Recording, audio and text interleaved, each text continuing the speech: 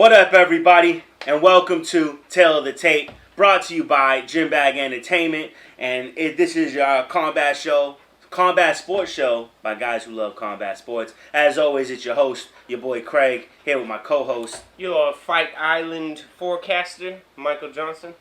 And, we missed a week last week, troublesome times, COVID got things messed up, so we didn't get to bring you the results of the Michelle Waterson, Angela Hill fight, so we're just going to real quickly run through the results of the show. We'd love to get into it with you, but really don't have time today. So UFC Fight Night, Waterson versus Hill. We started off the night in the women's flyweight division. Sabina Mazo, 8-1, going up against 7-2, Justine Kish. Sabina Mazo, rear naked choke submission, round 3. And then in the welterweight division, Brian Barberina, 14-7, going up against 8-3, Anthony Ivy. Barberina with a split decision here, better hands. And then in the catchweight division, Brock Weaver, 15-5, going up against 22-9, Jalen Turner. Jalen Turner with the right hand to the left straight, and then ends up choking him out. What is it, round 2, I think it was? Or late in the round 1, maybe even. But yeah, Brock Weaver, not seeing nothing good from him so far.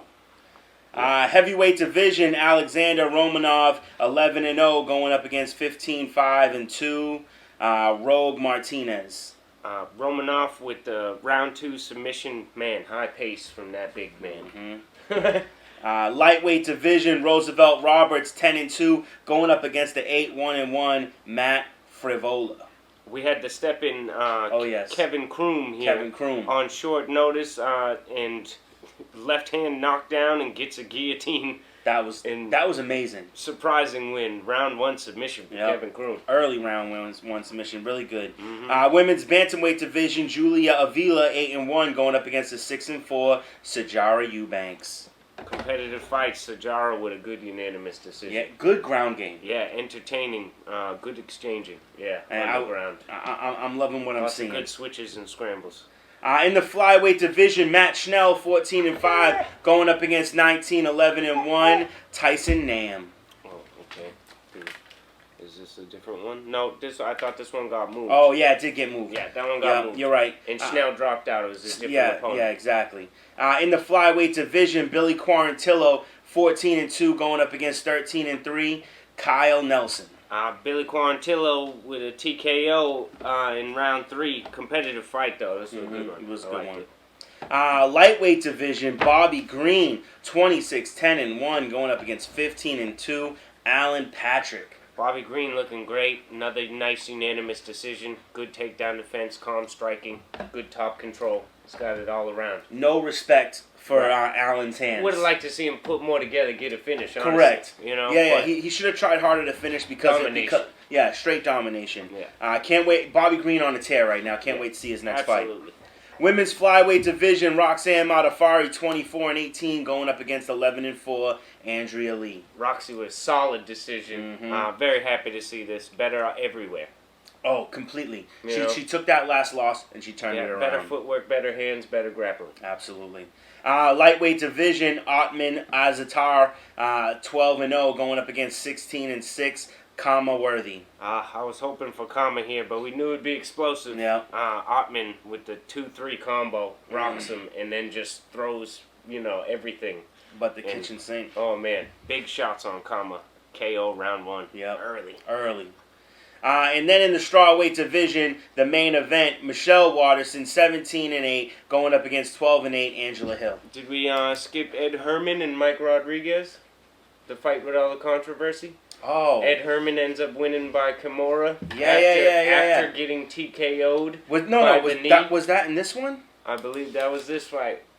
Yeah, that was in this one. I don't know why I don't have it written down. Yeah, Ed Herman gets a lucky win because, the Chris Tione's terrible lately. This was with the absolutely disgusting. Gets kneed in the chest and tells him that he can get a 5-minute break.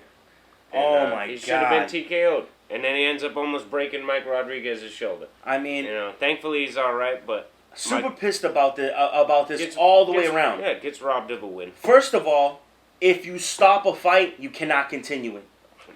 Well, yeah, I mean, If yeah, the like, ref if stops he- a fight and they right. look at a replay, fight's over. Did he look at it in that one? Because I think you might be talking about the one that just happened. Oh, wait. So which one's this one? Remind me This is again. Ed Herman gets kneed in the chest. The referee said it was a low blow, Yeah, but it wasn't. but it He wasn't a gets kneed low in the blow. chest. And then he wins. Right, no, yeah, well, yeah, because after they restart, he ends up getting a Kimura. Yeah, later oh, on in alright, the so round. it was another one that Mhm. happened the same, like kind of the same? Alright, yeah, so Same ref. And Same he's- ref? and and he messed it so up. he's our new, what was that dude's name? That's He's known? our new Mazagati Yeah, or yeah. Yamasaki. Yamasaki. You know, either one. Yeah. Yeah, that's terrible because, like, yeah, now I know what you're talking about, not because Not mad at Ed Herman. I mean, it's kind of... you can't be. He's got to do what he's got to do. He did fake it, you know. Oh, he like, did. because And then he in the crumbled- interview, he was like, "I don't know if I got hit in the body or in the balls, but all I know is it hurt." Yeah. And So- I'm like, "Come on, man!" Like, Yeah, but I mean, you know, he ends up getting a win, gets lucky. and that was a TKO right there. Yeah, absolutely. He dropped him. He would have got 2 more blows. Any other that's ref it. would have stopped it to end the fight. And you thought he stopped it to end the fight. I thought so too. So I mean, Yeah. this is terrible. And I know that what's the guy's name who got screwed? Mike Rodriguez. Mike Rodriguez is contesting the fight to get it turned to a no contest. Right. I believe wholeheartedly that there's no question. Yeah, I So- think he should be able to get that turned over. We'll see what happens there. All right, now we're back into the most current event, UFC Fight Oh, Night. sorry, we didn't. Michelle Watterson, Angela. Oh, Hill. we didn't I even brought get you. that. I brought you back to You the brought Ed me Herman back. because we skipped it. Sorry. Michelle Watterson versus Angela Hill. Split decision for Watterson.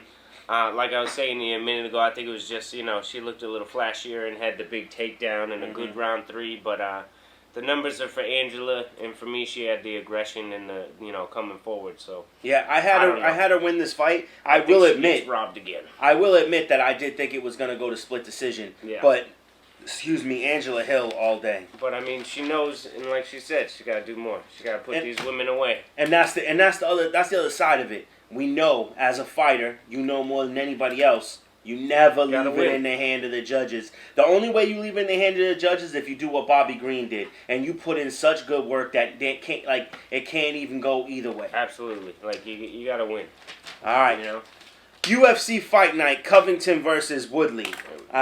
Starting off, awesome. This card was great, pretty much the entire way through. Tyson Nam, 20-11-1, going up against the 10-3 Jerome Rivera. Yeah, Tyson Nam with a big KO in round 2. He started real patient. Once he started pressing forward with the combos is when he landed the big right hand. Good to see him on a nice streak, too. Yeah, You know, I mean, getting some Jerome wins Rivera, today. I was kind of hoping to see some ground game from him Yeah. because he has excellent ground game, Mhm. but he just couldn't get it there. You So know, his movement was good in the 1st, and he looked good. Almost, I would say, you know, he took round 1 except for the late shots that Nam put on him. yeah, But then in the second, he come out a little flat-footed, throws the leg kick, gets hit with the right hand. boom.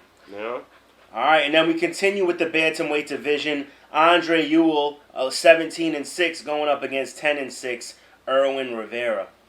Yeah, Ewell showing good stuff in the first round, Oh, especially. Dominated the first round. Good length, good body work, real busy. Slowed down as the fight went on. Of course, as he always does. You know, Erwin Rivera, you know, stayed No. in it.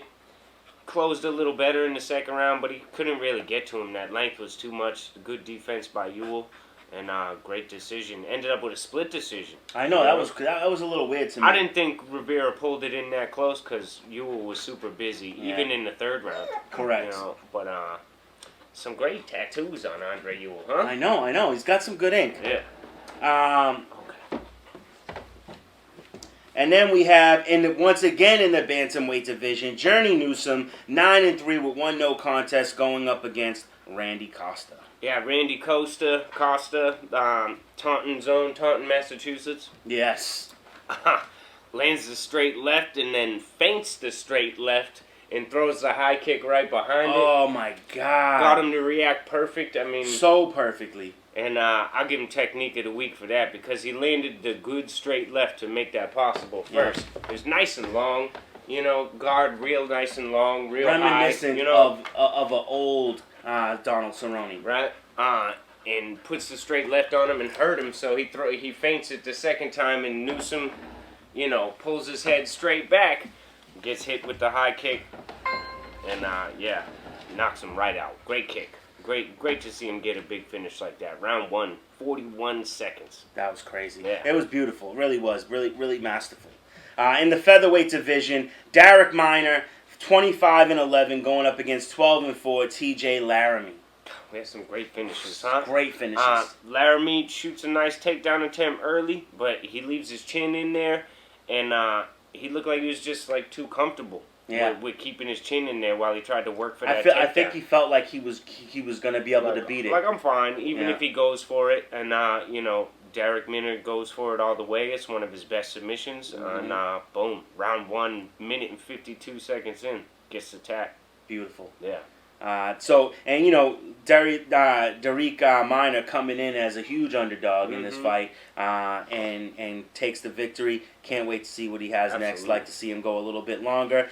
Back into the bantamweight division, only in the women's side. Jessica Rose Clark, 10-6 with 1 no contest, going up against 9-5 Sarah Albar.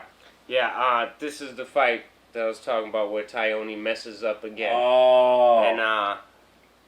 And it really sucks here because it wouldn't have changed the outcome. In the Ed Herman fight, it completely changed the outcome of his mess up. But here, he just makes Alpar take way more of a beating than is necessary. Mm-hmm. It's okay. Yeah. Now I get the. The man has to go. Personally, he's not a good ref. And this is exactly what you were saying about he clearly violated the rules. The rules say that you can review a replay as a judge, but only of a fight-ending sequence. So if you review the replay, the fight's over. Fight's over. There's no restarting. Nope. He reviewed the replay and then restarted. And then puts her back in the most dangerous position. And why would you put her down there? That doesn't make any sense either. So, Rose Clark with the better striking all night. All night. And the better ground game. And you thought Alper might have the advantage there. She's chasing the takedown the whole time, but took a beating doing it.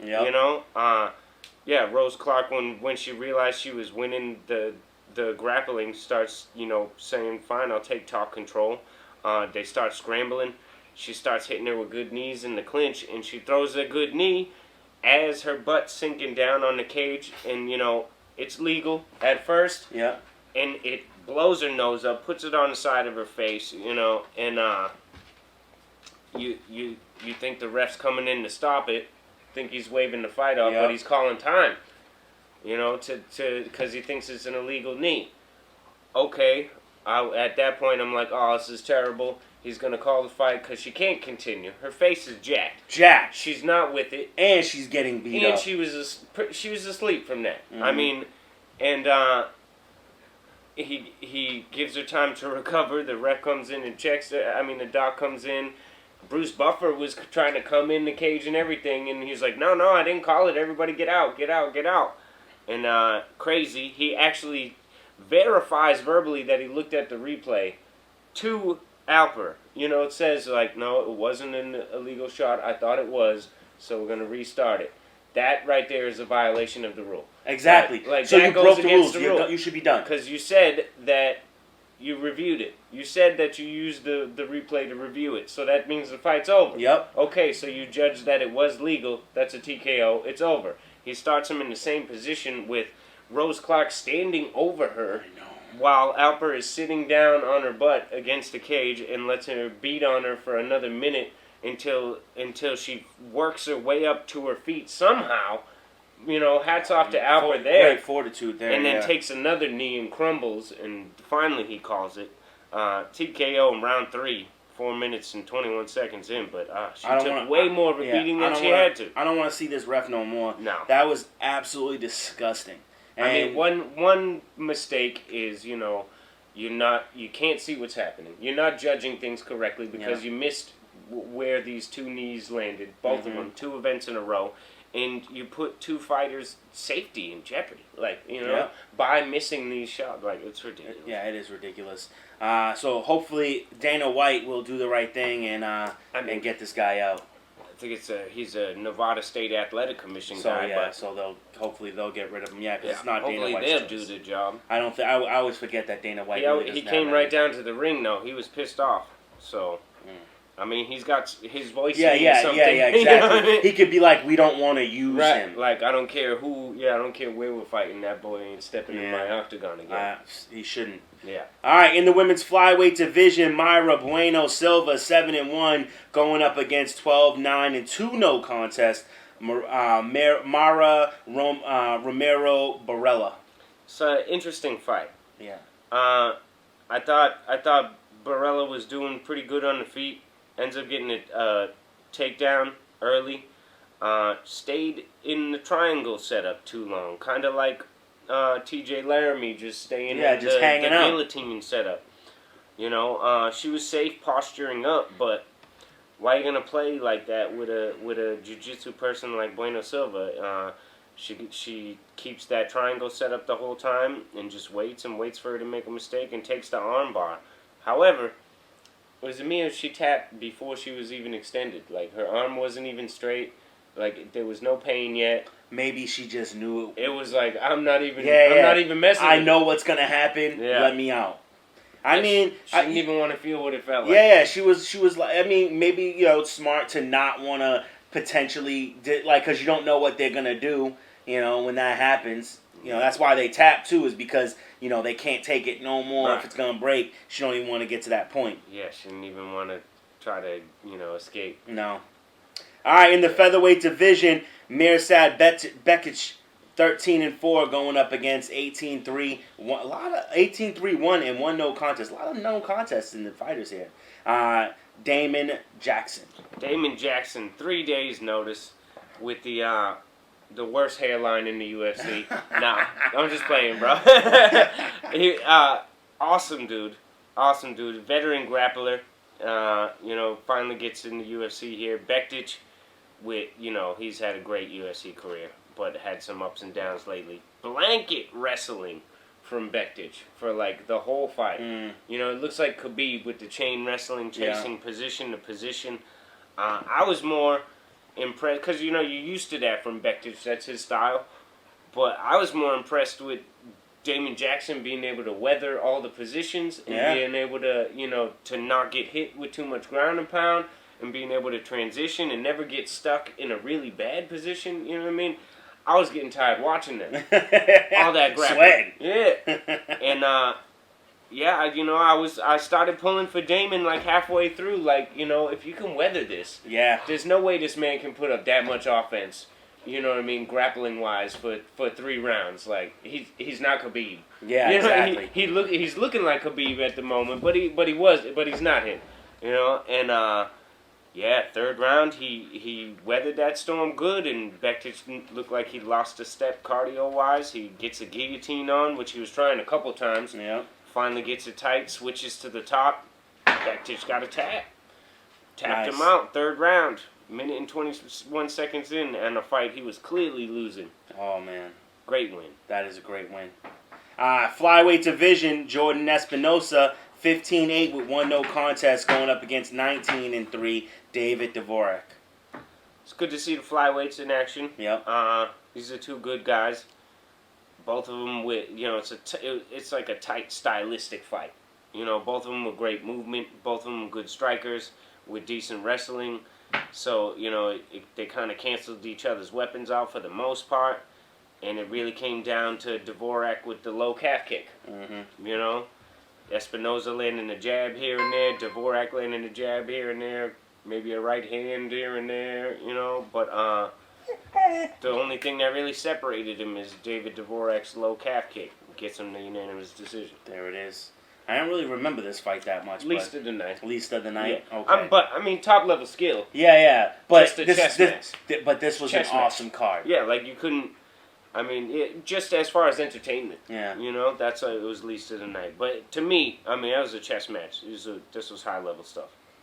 This was a fight I feel like this fight at the end kind of got like some discrediting feelings around it, even by Kevin Holland. But I actually really like this fight a lot. Middleweight division, Kevin Holland, 19-5 versus the 12-6 with one no contest, Darren Stewart. Yeah, great fight. Great fight. These 2 dudes are like happily jarring at each other. Mm-hmm. It wasn't like some like malicious jarring. Oh, I yeah. felt like it was like two dudes in the hood being like, let's see who wins. And super competitive. Yeah. You know, and both wanting the other dude to be competitive. Yeah. Like, you know, and it's good to see two guys trying to separate each other, separate themselves from the pack, you know. Kevin Holland with good volume. He's got that great range, that long jab. Just knows how to keep you right at the end. Yeah, that straight right hand just keeps you at bay. He was really good in the clinch, and I like to see that from him improving. You know, like his takedown defense was good. I like in the first round. He gets thrown around. Yeah, he does. Like, when he got thrown to the fence, he was like, God damn, you strong. Like, he said, you strong, boy. Yeah, you strong, boy. I was like, okay. But Kevin Holland usually does bad in the grappling exchanges, you know? And you could tell he's working on that. Look good in the clinch, landing knees and short little punches. Darren Stewart had 2 decent takedowns in round 2. A lot closer than it kind of seemed on paper. You know, high volume from Kevin Holland. I think that's what separated him in the first 2 rounds. But Darren Stewart with like a chin of granite. Oh, you know what I mean? man. So the high volume He didn't ate matter. some shots. Yeah. Even the hard ones, you know? And Kevin Holland is not like a power striker, you know? But they were landing good. Oh, yeah, absolutely. And you know what, though? Let's not take anything from Kevin, because he took some shots, too, from Darren Stewart. I was like, wow. I personally think that Darren throws harder. He throws with some good power, and Kevin did eat some shots. But, you know, he worked the body good, too. Darren Stewart, he got like 2 takedowns in round 2. Good top work in round 3 after a takedown. Honestly, there was a point in round 3 where, you know, Kevin's gassed out and he's getting beat on. If Darren turned it up, if he could turn it up just one more notch, he could have got a finish there. Oh, he definitely could have. Because there was a point where he was like, come on, come on. And he wanted him to fight back. He's like, come on, Kev. hit me. He even said, before he started talking like a lot, he even said, like, it's not personal, it's business. And Kevin Holland was like, I know, bro. Like, while he's on his back, holding him, he's like, I know, bro. And then he's like, come on, Kev. That was probably verbally the most entertaining fight I've ever watched. And that's one of the things I'm really liking about No Fans in the Stands. You really hear what's going on in the octagon and in the corners. You're hearing instructions being given and stuff like that. This was an awesome fight, and I get it.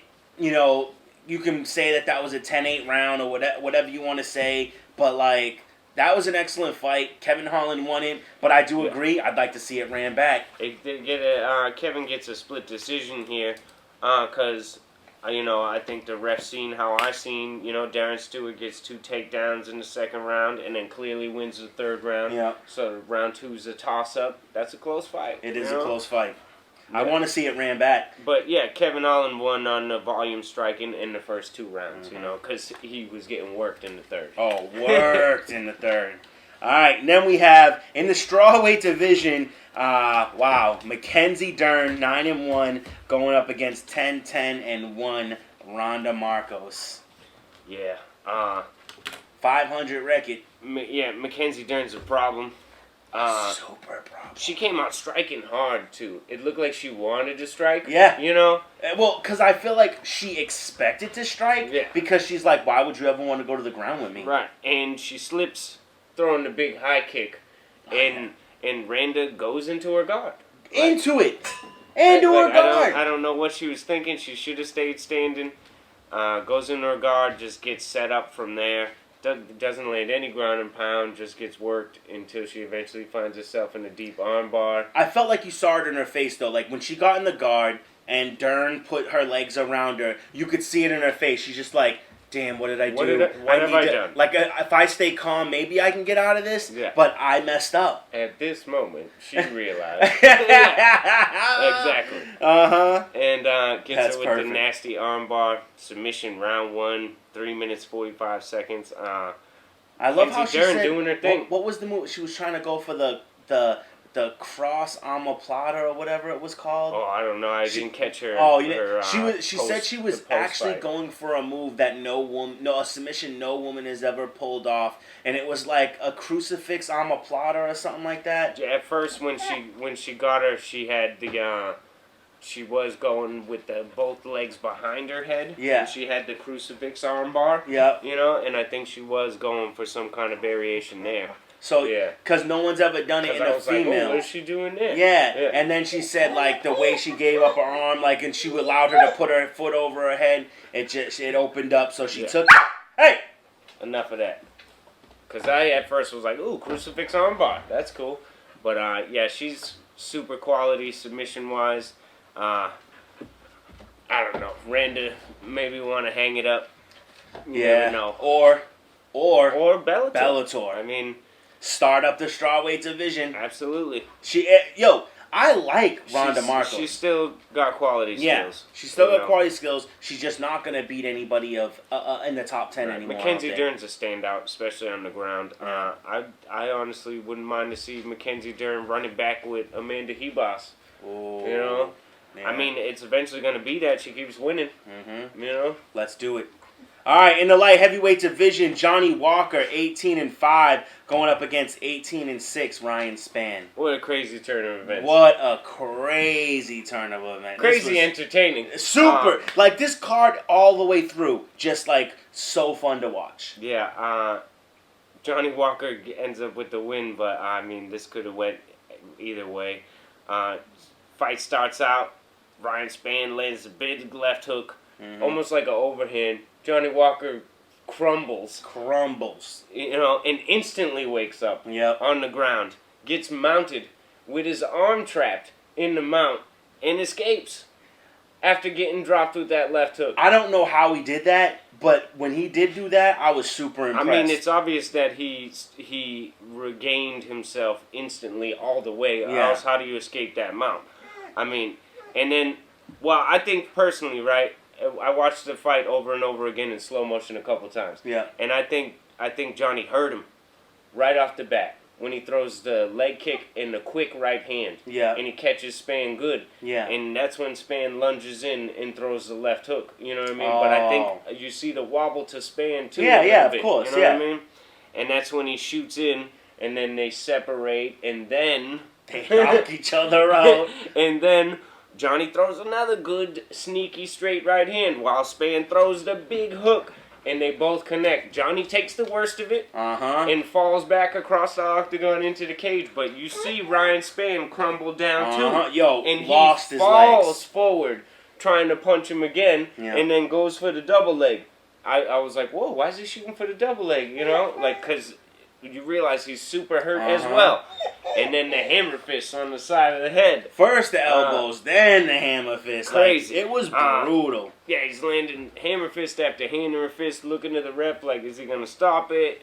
He crumbles down a little bit and then stands up again, and the big elbow, you know, you can see when that one elbow in particular lands, and everything goes out, and he goes face down, you know.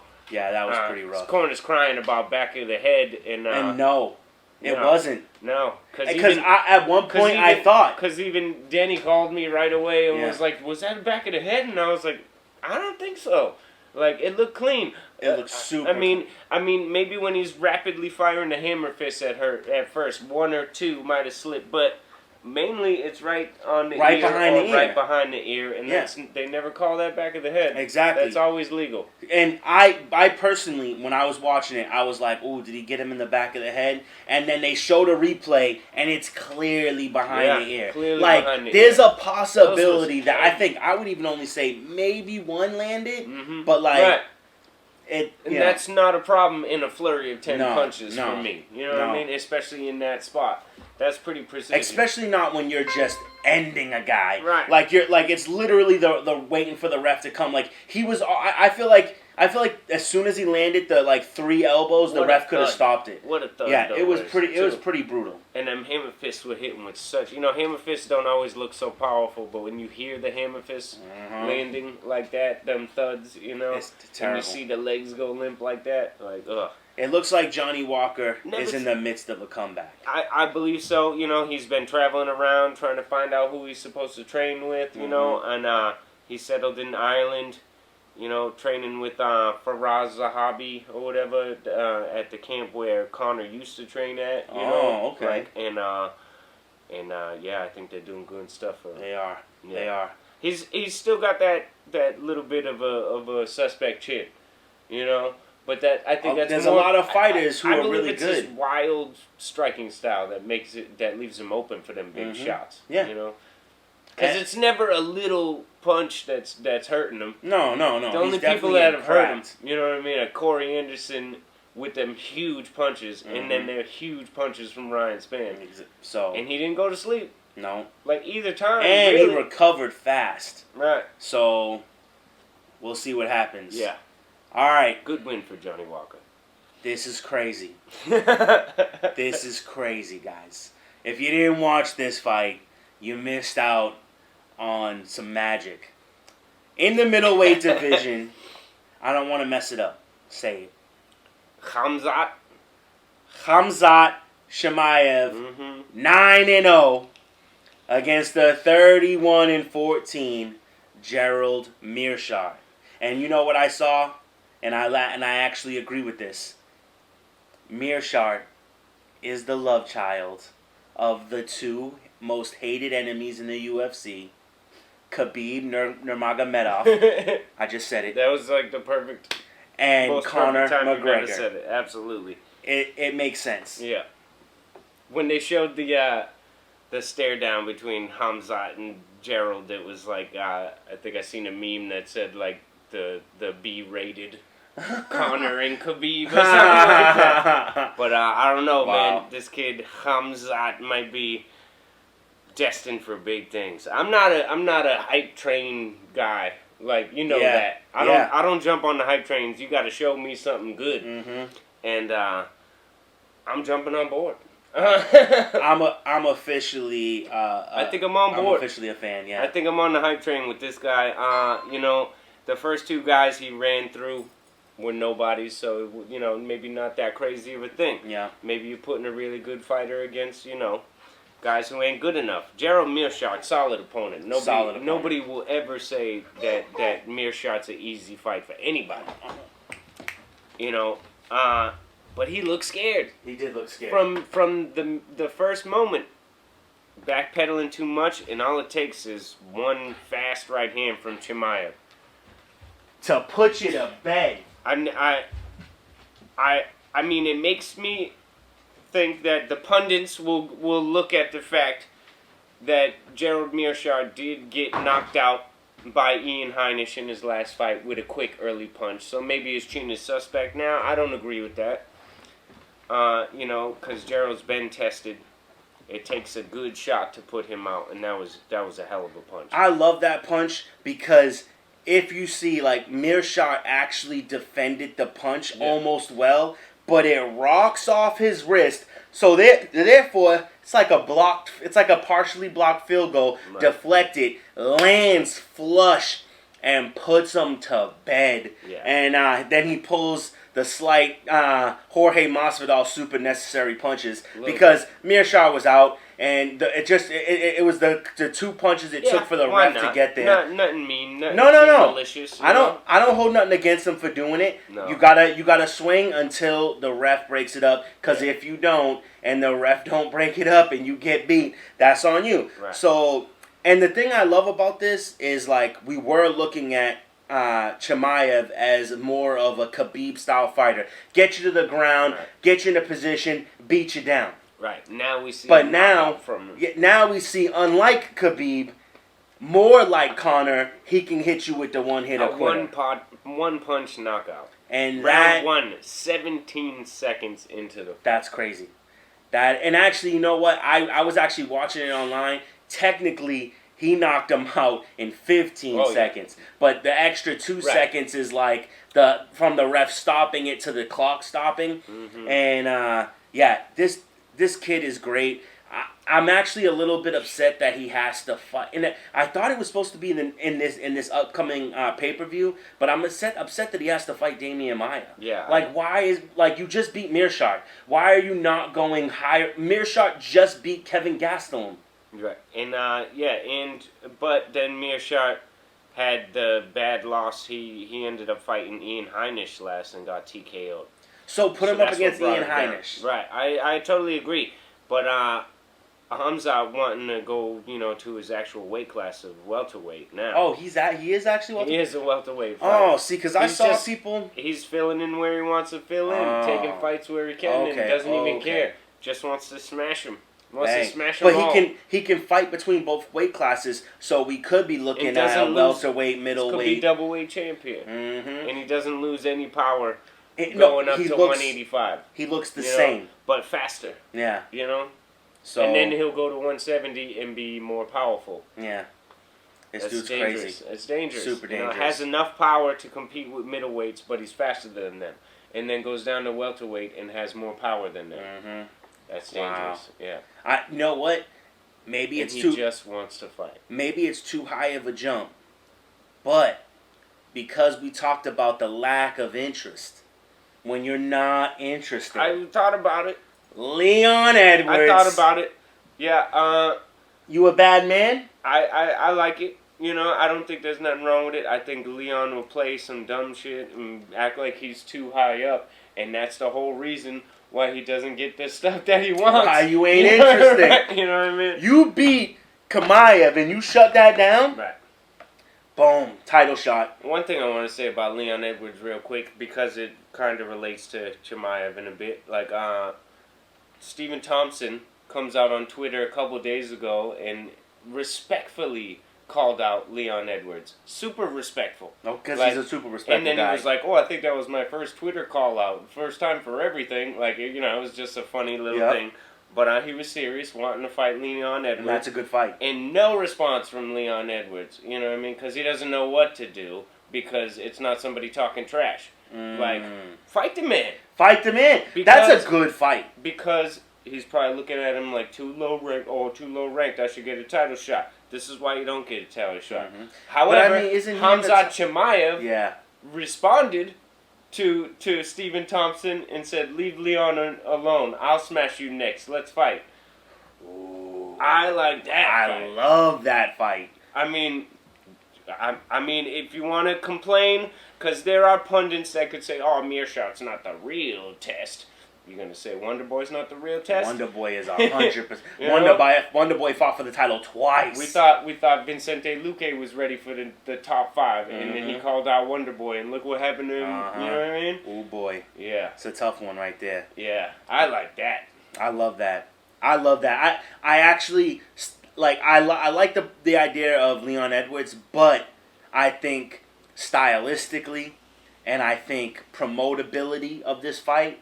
Like the crazy dude versus the buttoned up. And I think if you're Wonder Boy, why not take it? Yeah, Why wouldn't you? yeah. You know what I mean? It can only catapult your career Exactly. back up. You beat the hype train, But you if back you up, then you lose, get it. Then you you drop. easily get a fight with Leon Yeah. Edwards. Yeah. If you beat Chimaev, Well, you have no. Leon Edwards has no choice but to you fight you. have no choice. Yeah, that's dope. I like that turn of events. Mhm. Thompson versus Chimaev, and then because Edwards hasn't responded to Thompson one bit, because I don't think he'll take that, because like I said, he'll find him to be too low ranked Yeah. with his arrogance.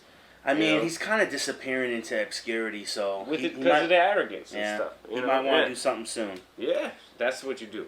All right, in the welterweight division, Donald Cerrone, 36-15, won with 1 no contest, going up against the 14-4 and 1 with 1 no contest, Nico Price. These guys are now officially stat stuffers. Yeah, for real, absolutely. Yeah, They fight to the majority draw here. I would never want to say this about a Donald Cerrone, but least of the night. Yeah, because that flyweight fight had more skill displayed by Yeah. both men. Yeah, Like it was. maybe even just call it a tie. It was more it was just more competitive. Nico Price with good pressure. Good right hand counter shots. Beat on Cowboy in the first round. Yeah, I thought Cowboy was ended. I thought he was gonna get finished for sure. He definitely almost got finished in round 1. Hangs on. I think he just realized, hey, if I take this KO, that's it. I better get on my horse and ride into the sunset. Mm-hmm. And I think that's what got him through round 1. And then he does better in round 2. Starts finding the distance a little bit, coming forward a little bit. Starts making it even. Nico starts gassing a little bit, getting a little hurt, taking some damage. Cowboy gets a takedown. I think it was late round 2 or maybe early round 3. Does some good work on the ground, and they end up with a draw. I kind of see it for a split decision for Donald Cerrone. You know, I do see it as a split for Donald Cerrone. 100%. I think he wins. I think he wins rounds 2 and 3 enough, like close enough. Yeah. You know what I mean? Yeah, exactly. Especially because he's coming harder in the end of the fight. And on top of the fact that the round that Nico clearly lost was a draw round based on the points. Right, because he loses the point in the first round because after, 2 eye pokes, right? Yeah. Wasn't it? And, yeah, I don't know, tough fight. I don't think Nico Price is meant for the upper echelon of the division. Absolutely, not after that fight. You know, I didn't think so even Maybe after Nico Price his is last a perfect couple. candidate for the welterweight division of the Bellator. Bellator, absolutely. 'Cause I he's think he would exciting. be super successful. You know, he's a crowd pleaser. I'll never be upset watching a Nico Price fight. Yeah. I love him as an individual. Their post fight interview was incredible. I mean, just 2 good men in general. And you know what? That's good another reason UFC why. moment in general to see their post fight interview Yeah. together. You know. That's another thing that makes me know that Nico Price lost that fight because he was excited that it was a draw. Yeah, he was fine with a draw. Yeah, because he knew that he lost. And you know he's such a respectful guy. Yeah, that's true. And he's a humble guy. He knows he probably knows he ain't gonna be the champ ever, and he's okay with that. He likes to fight. Yeah. You know. Just let me fight in the UFC. The fact that and he get fought paychecks. a legend, you know what I mean. He feels great about that. You know. So I don't know. I don't think they should run it back. They're talking about doing it again. I don't think so. I wouldn't be excited to see that I think fight. Nico's a gatekeeper in the welterweight division for the top 15. You know what He's I mean? He's a ranked. I would say for the top 15. Wow. You know what I mean? Yeah, That's what he is. like you have That's to what he beat is Nico to get into the top 15. to even break it. Okay, And Cowboy should retire. Yeah, You know. I mean maybe throw the guy like a bone, give him like a gimme fight that he can win. Isn't That's a tough opponent, Nico Price. Yeah. I mean, because of the heart and because of, like he's never gonna go away. No. That's a really hard guy to finish. Hits pretty hard. That's a tough opponent for a Cowboy after all them losses in a row, be late in his and career. not just losses, knockouts. Right. He got knocked out like 5 times in a row. It's okay to lose a step. We do it as human beings. Yeah. So it happens as fighters. You know what I mean? You hit an age, you hit a roadblock, you're not the same. Something happens in your game. That it happens. It happens even to if everybody. maybe you're physically there and you don't get it. So that's even worse. So then it starts playing real messed up games with your mind. Yeah. Like, why isn't this working? I'm physically okay. I can still do all the stuff. Why am I getting beat all these times?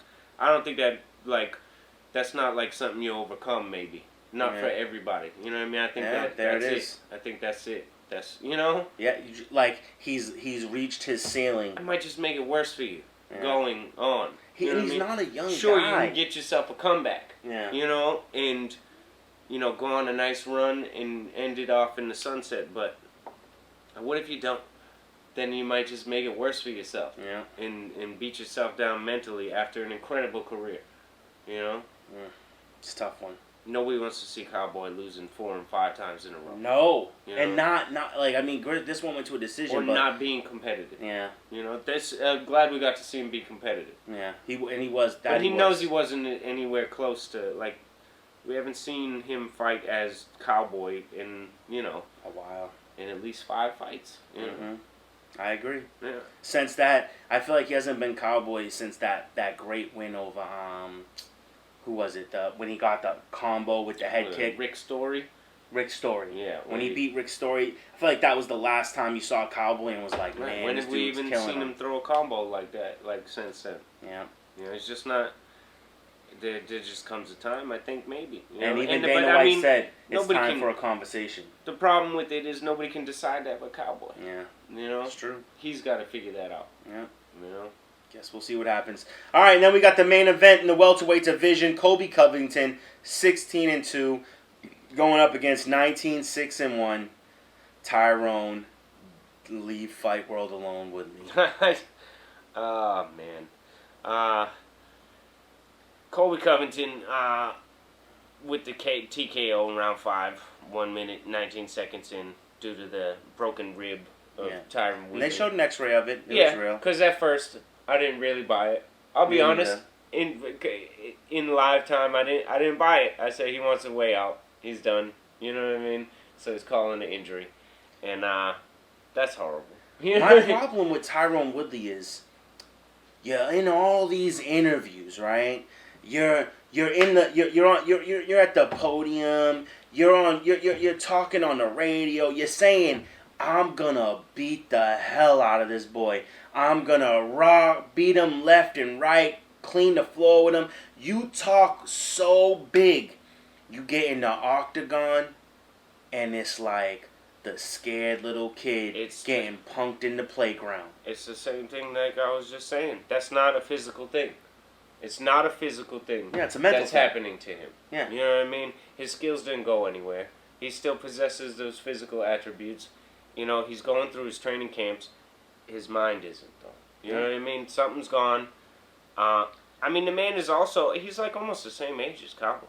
It's crazy to think about that. That both of them are around 37, 38 years old. Yeah. You know what I mean? Yeah. But T. Wood's not new to the game. No. You know what I mean? I just don't want to see him fight no more. No, I'm not interested in seeing somebody who's supposed to be at the top of the level not do a thing. And like you keep saying, you're like the best in the world, and literally all three of your fights went the exact same way. Right. You started getting beat up. You didn't do anything. Yeah, you back just stopped. down. You get brought to the ground. You're just weathering the storm and surviving. Every like you fight. got no offense. You're not there. You're not there to win. That's not somebody who wants to win a fight. And the problem is, right, is all like these you don't years, even want to be there. No. Like when a fighter shows me stuff like that, they don't even want to be in the fight. And here's my problem is I think he's a crybaby, and I mean that by this. All he wants to do is hit someone one time, drop him, hit him a couple more times, and have the ref break it up. When he realizes he ain't gonna just get that, right. he's like he doesn't know what to do. Yeah, he doesn't know what to do. I don't want to do this anymore. I'll just take this loss. I'll just get through the rounds. I don't know how you can deal with that as a fighter. It's embarrassing. I don't know how you could take that, like how you could go home and be okay. Personally, like and like you said, I don't know how he could talk in them interviews like that without being like, I'm showing the world garbage. You know, like Seriously. I don't know. And how do you ever defend yourself again? Because now people are going to be like, bro, you got your butt handed to you 3 times the exact same way by the 1, 2, and 3 in the division. Right. If we put you against the guy below that, it's going to happen to you again. I get, you know, like I think he picks and chooses the interviewers too and makes sure like what questions to ask. Because every time I see an interview with him, I'm like, how come nobody is asking him, why didn't you do anything in your last fight? You know what I mean? Like, because I know we'd ask that question. I'd be, you know what I mean? He probably wouldn't like me for that. I wouldn't care. Like, yo, Woodley, bro, listen. How come when, you know what I mean, you're in these positions where I know you can use the weapons that you possess, like, how come you didn't use them? How come you didn't do anything? You know what I mean? Yeah, how come you just back up, get punched, get taken to the ground, and then just defend yourself? And just defend. Like, you know that's not winning a fight, try to not right? get finished. Like, yeah. How you just... I don't get it. I hate him. Yeah, it's ridiculous. Because it's ridiculous to talk like that. It's as ridiculous. Like that's what Leon Edwards looks like to me. And even though he wins fights, like you know what I mean. Yeah. Like when you talk and you do nothing, it almost looks like that. Like you know. Although but T Wood is that's the opposite. Like you're just not winning anything and then talking. I think it's starting to make him look delusional. And it makes me mad. Know what made me the most mad about this fight? Was it's the only fight in my entire life I wanted Colby Covington to win. Right. I'll never want him to ever win again. Right. But this fight. And with that being said... I have to say, Colby didn't look as fast as he did against Kamaru Usman. Maybe he didn't have to be. Yeah. His hands didn't look as sharp. Mm-hmm. His range didn't look as good. He fought better when fighting Usman. Because Perhaps because he had to. I will say this. I don't like giving Colby Covington anything, but Colby Covington is, when it's in the octagon, he's awesome. Right. I can't take nothing away from that guy. As a human being, he sucks. But as a man in the octagon, he is awesome. Yeah. And, I mean, maybe that spells good things for Usman rematch, though, for Usman, you know, because, like, he did not look as good. But, like I said, it could be because he didn't have to. Yeah. You know, because he was fighting a much lesser opponent. You know, his post-fight was ridiculous. Oh. And then they actually, on the post-show, had him talk to Kamaru, like, Oh, yeah, that's just to stupid. show, so, you know. And then, I don't know why they just let him say whatever he wants. side note is that Israel and Sajara called him out, calling him and like saying you're actually a racist Yeah. and you're disgusting. Yeah, and I can't stand to see people online defending, like, what? You didn't say nothing racist. What? He said, oh, I got a call from President Donald Trump. Who'd you get a call from, Kamaru, when you won? Who'd you get a call from? Your tribe? Did they send you smoke signals? If you don't think that's racist, it's because you're the... It's because you're racist. You're part of the problem. Yeah, Like, yeah. that's the problem. That is racism. All right, let's bang out this But- UFC. Like you said, he's great when he fights. Exactly. Let's bang out this event because Yes, we're it's a running big low. pay-per-view. Damn. UFC 253. Adesanya. Adesanya. Dang it, I had it. And Adesanya versus Costa. September 26, 10 p.m. at Flash Forum. You do Israel worse than Khabib I most do. of the time. Hit him with the Adesanya. I just say Adesanya. I usually just say Adesanya, but today I wanted to try and get Yes. it, and I had it. I wrote it. Yeah. You wrote it exactly Yeah. how it's pronounced. I wrote it how it's pronounced, and I still messed it up. So let's start this off in the light heavyweight division.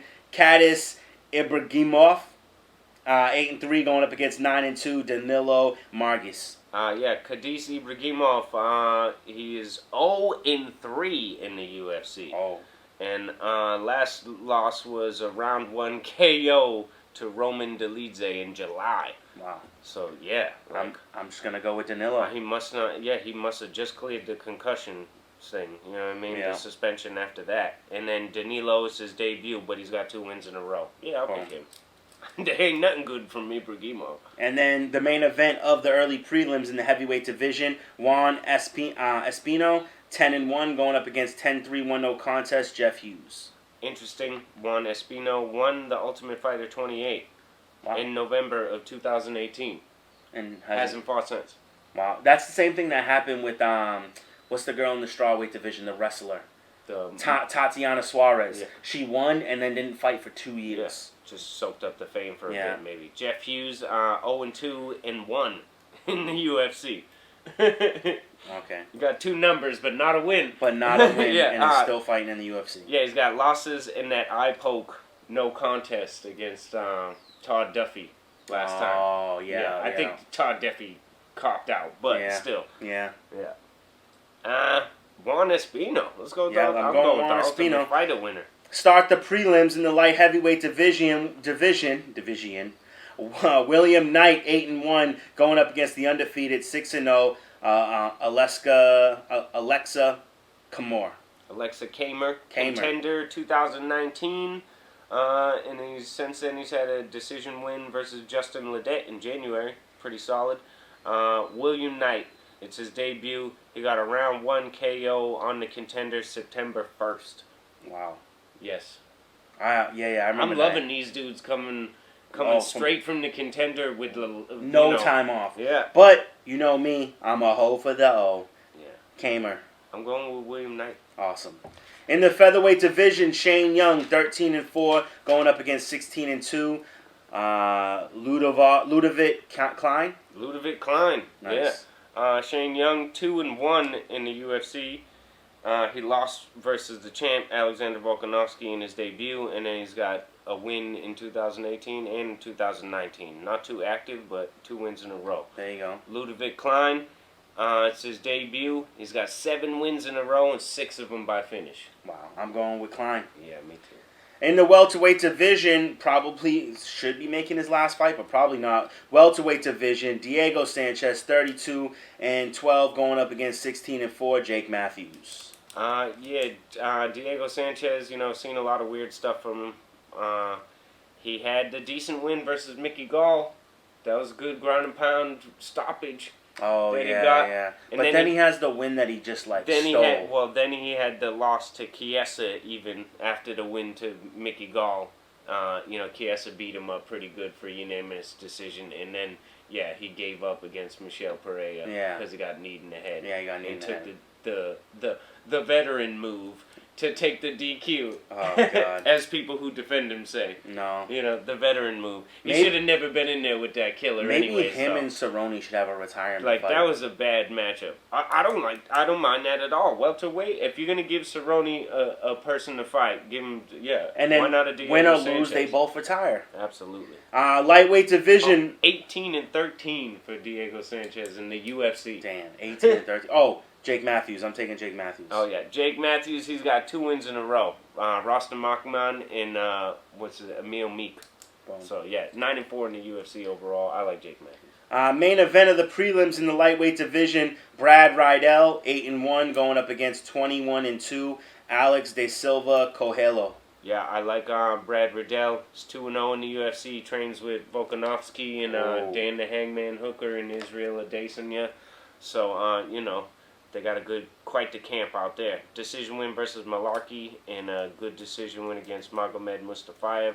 Alex De Silva, 1-1 in the UFC. Submission loss versus Yakovlev. But then he won KO versus Rodrigo Vargas August of 2019, though. Hasn't been active. I'm going Riddell. Yeah, I'm going to go Riddell. I like him a lot. Hits hard. All right, to start the main event, Hakeem Dawodu, 11-1-1, going up against 19-4-1, Zabara Tukhugov. Tukagov. It's just like a Tukhugov. Tukhugov. Yeah, you just say it in there. Hakeem Dawodu, I like him a lot. He had the loss versus Danny Henry to start his UFC career, but then 4 wins in a row since then.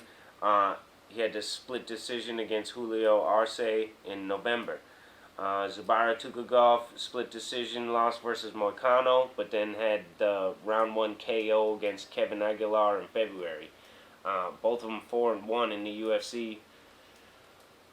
That's tough. I'm going to go with Dawodu. Yeah, I think so too. All right, women's bantamweight division, Ketlin Vieira, 10-1, going up against 7-4, Sijara Eubanks. Sijara Eubanks going back to back. Yes, this is a good one. I mean, I was impressed with Contender September 1st. She fought September 12th. Wow. And got a win versus Julia Avila in a hard-fought decision. I mean, she was dominant, but it was a 3-round fight. Yeah. So this is impressive. Sijara 4-2 in the UFC overall. Ketlin Vieira had 4 wins in a row and then got knocked out by Rennie Aldana in December. And Rennie Aldana is Rennie Aldana. This is tough. I can't never go against my girl Sijara Eubanks, man. She's just coming off a good win. I bet against her last time and ate my words, so Yeah, I'm going with Sarge I'm loving this her. time. All right, in the flyweight division, my boy Kai Kara France making his return to the octagon, 21-8 with 1 no contest, going up against 11-4 Brandon Royval. Yeah, it's a good fight. Kai Kara France, good to see flyweights again. Yep. High up in the two card cards too. in a row, right? Real high. Real high. That's awesome. Yeah. Kai Kara France had the loss to Brandon Moreno, Where's he been? which we need to see him fight for Mhm. sure. I think there's, give him Benavidez. Yeah. If Benavidez wants to continue fighting. Yeah. Give him Right. Benavidez. Kai Kara France loses to Moreno, gets a big win against Tyson Nam in Mhm. February. Brandon Royval is 1-0 in the UFC. He got an arm triangle win against Tim Elliott in May. Both good flyweight prospects. I love my boy Kai Kara though. Yeah, I think Royval got the better ground game, but Kai Kara will keep it away from him. Mhm. He'll keep it on the feet. In the light heavyweight division, fighting for the vacant light heavyweight title, who has not been held by anybody but Jones in a long time, and only held by DC because of a vacant title. So now it's a new reign. Dominic Reyes, 12-1, going up against 26-8 Jan Blachowicz. Yeah, I think it's crazy that we got a light heavyweight title fight and neither John Jones or Daniel Cormier are fighting. Yeah. Like, Craziness. Yeah, this is, a long time coming that we haven't have seen a new champion here. The only thing that bothers me a little bit is that either guy wins this, and I feel like they get, even if they go for a long championship run, Yeah. I feel like it's a tiny bit tainted because they never took it from John. It will You always know? be the same way I felt about DC. Especially for Dominic. Oh yeah. For getting super close, and then maybe he gets the belt afterwards, and then reigns Yeah. for as long as maybe John did, Mhm. and then that'll always be in But the back of his I head. feel like it I'll doesn't challenge. matter. If I was Dom, I'll challenge him in a parking lot or something. Anywhere. Like, we gotta get this out the way.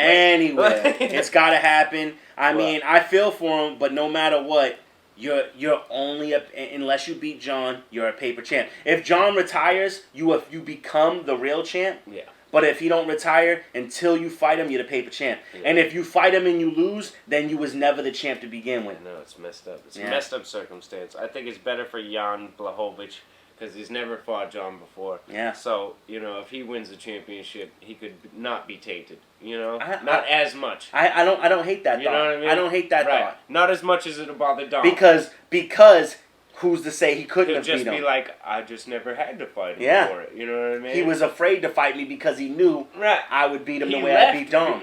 We were supposed to, and he left the weight division. Yep. You know what I mean? This is true. Right. Dom, it'll always bother him. You know what? Because you said that, Jan Blachowicz. Right. Jan had the KO loss versus Santos, but been rolling since then. KO versus Rockhold. KO over Corey Anderson. Right. The lackluster decision over Jacare, but That he didn't was a- want to go to the ground and played Yeah. it safe. Yeah. Dominic Reyes, the fight against Jones, which you could say he won if you want. I Mhm. did. I said he I won. don't know. I don't think that. Chris Weidman knockout. Before that, I feel like Jan has showed us a little bit more than Dominic. Me too. You know what I mean? Because who has Dominic Reyes fought? He had a real tough fight against Volkan Ozdemir before the big knockout of Chris And Weidman. wasn't that the fight that we And he thought had a Vulcan big- won? Right. Well, no, that was against Rakic. Rakic, yeah. I felt like Rakic won that. Yeah. But no, Volkan, that was a close fight. Dom won that, but it was pretty close. And he had a close split decision against Open St. Preux, too. So, I mean, he hasn't been dominant like Jan has. I'm And Jan saying. seems to figure things just like, he's got a weird style, whereas Dom's super technical. Yeah. He is. And Jan seems to figure it out with the super technical guys. I don't know. I like it. I like Jan. I like Dom, and I mean, I feel like the man deserves the title, and but he got to beat the Polish Power to do it, and I don't know. I'm gonna roll the dice with Jan. Woo! We don't got no faith in the Dom. I just have faith that Jan is like a gritty. I want this belt, Uh-huh. and I don't care. And Dominic's gonna keep it standing. cares about the politics of things and the Mhm. refs and stuff like that. Jan is like, I want to just take you out. Yeah. I want to just get the belt, and I'm gonna just hit you with Polish Power. There it is. You know. All right, and then we have the main event that has been long anticipated. Yeah. Been waiting a long time for this fight, and now it is finally here in the middleweight division. Only one man can leave with an O still at the end of his record. Israel And a championship. and a championship title. Mm. Damn it. Wait. Israel.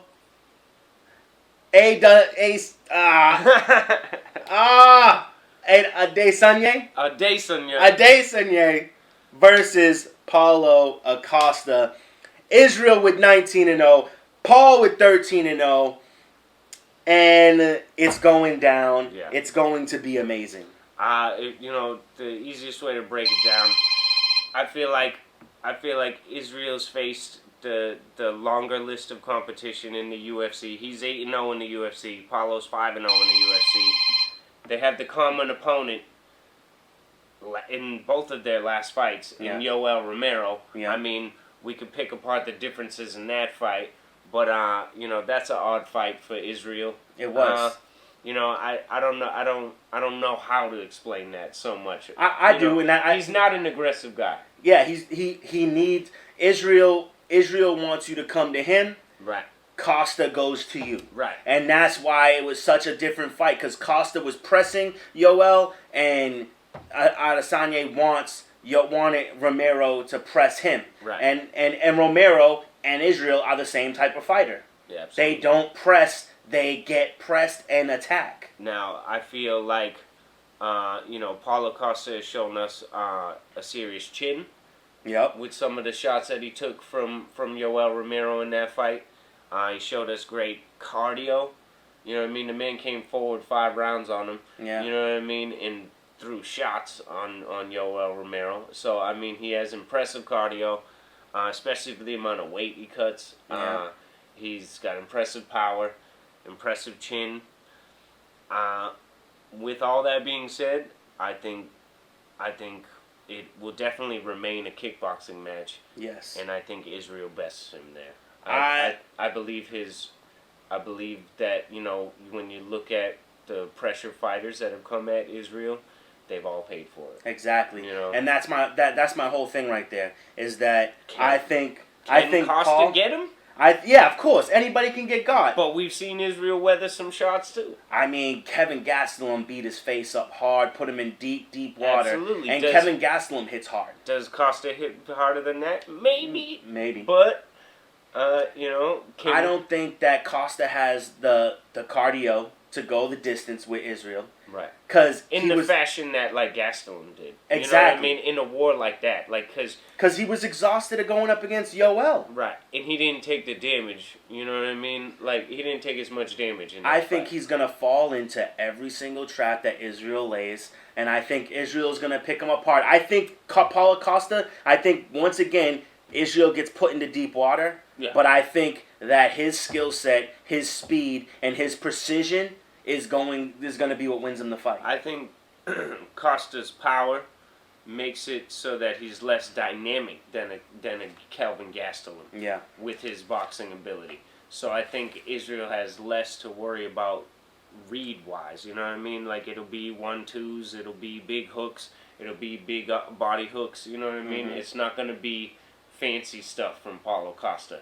He's going to come forward and he's going to throw hard. Yeah. You know what I mean? And it probably might be easily readable. You know what I mean? There might not be a big variation on what he's going to try to do. I agree. So that's troublesome against a high IQ striker like Israel. I think he gets it done. I don't think it's as close as people call it. You know what I mean? think so. I think Israel has quite an advantage. I'd actually be surprised if it went 5 rounds. I mean, we know precision always takes out the power guy. Exactly. You know? So If all you bringing to the table is power, you're that gonna ain't lose gonna against win Israel. you a fight. Yeah. And I don't want to see Israel lose anyways, and I am not a fan of Costa. Me neither. No offense. Same. All right, that's all we have for you today. Went way over time, but that's okay. Tune in next week when we'll give you the results of what happened and follow up with a preview of the next show. And until next week, we'll see you in the Octagon. Have a good night. Peace.